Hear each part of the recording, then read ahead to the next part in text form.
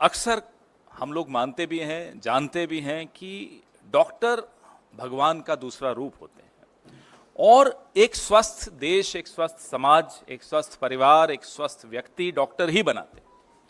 लेकिन अगर उस डॉक्टर को बनाने की प्रक्रिया अस्वस्थ हो जाए तो वो डॉक्टर कैसे एक स्वस्थ नागरिक को बनाएगा? मैं आंकड़े पीछे चलते रहेंगे, मैं साथ साथ बोलता रहूंगा ताकि आपको समझ में आए कि क्या हैं ये आंकड़े। नाम है नीट। कहीं से भी रिजल्ट देखने के बाद क्या आपको लगता है कि ये प्रक्रिया नीट है? ये प्रक्रिया साफ है, स्वस्थ है, स्वच्छ है? बिल्कुल नहीं लगता। अगर ये आप आंकड़े देखेंगे, 24 लाख बच्चों का भविष्य धूमिल हो रहा है, उस पर पानी फेर दिया गया है इस परीक्षा के माध्यम से। पहले क्या हुआ? तारीख बढ़ाते रहे, बार बार तारीख बढ़ा रहे थे और फिर पूरे सिस्टम की पोल 4 जून को खुल गई। 4 जून पर भी फिर आएंगे, पहले चर्चा इस पर कर लें। पूरे के पूरे 720 आउट ऑफ 720 आउट ऑफ 720, आप पीछे आपके सामने स्क्रीन पे जो आंकड़ा दिख रहा है वो देखिए। इसको 67 टॉपर्स थे जिसको 720 में से 720 अंक मिले इस साल। पिछले साल कितने थे? उसके पिछले साल कितने थे? ये तमाम आंकड़े ये विनीत जी ने हमारे रिसर्च करके मुझे दिया। ये बड़ी अच्छी रिसर्च इन्होंने की। ये आपको सारे आंकड़े इसमें दिखेंगे।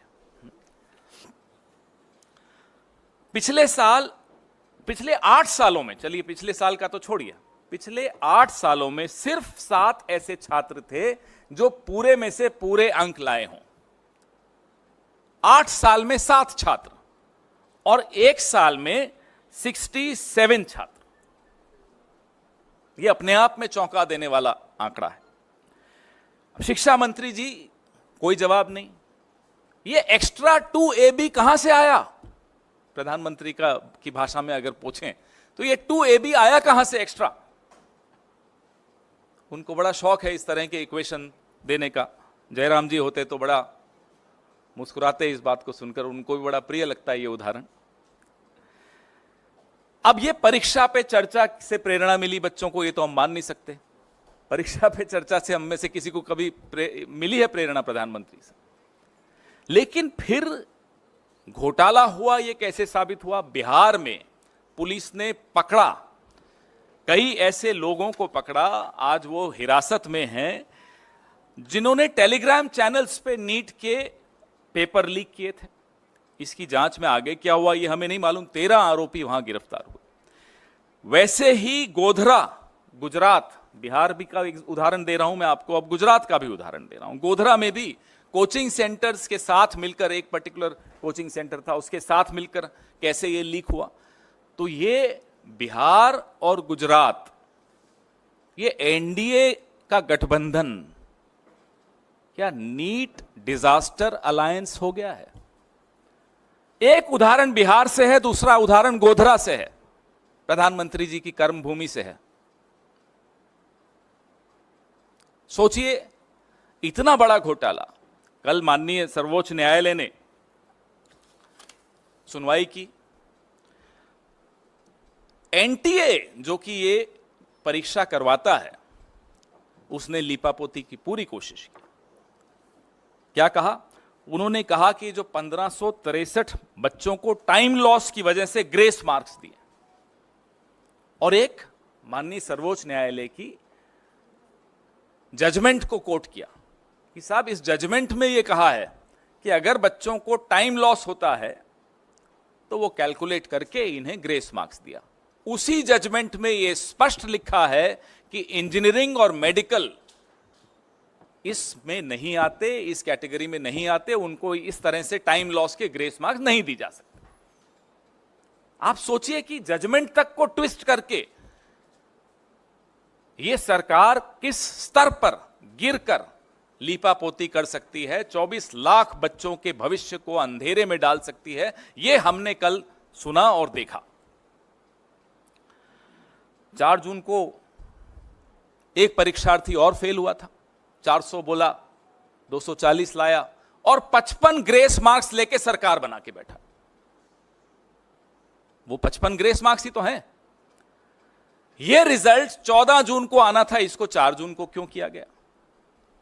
यही सोचा कि आप लोग जो अभी व्यस्त होंगे, हम सब व्यस्त होंगे चुनावी नतीजों में, पूरा देश टीवी पे सिर्फ चुनावी नतीजे देख रहा होगा, तो ये एक बड़ा विवाद नहीं पैदा होगा, इसलिए 14 जून को 4 जून पे ले आया गया।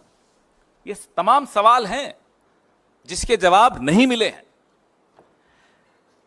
अब माननीय सर्वोच्च न्यायालय के फैसले के अनुसार ग्रेस मार्क्स तो हटा दिए, लेकिन जो 24 लाख बच्चों के जहन में, के मन में, के दिमाग में जो सवाल उठ रहे हैं, उसका जवाब माननीय शिक्षा मंत्री तो दे नहीं रहे। वो तो स्तुति वंदन में लगे हुए हैं मोदी जी, जैसा कि पूरा कैबिनेट लगा रहता है।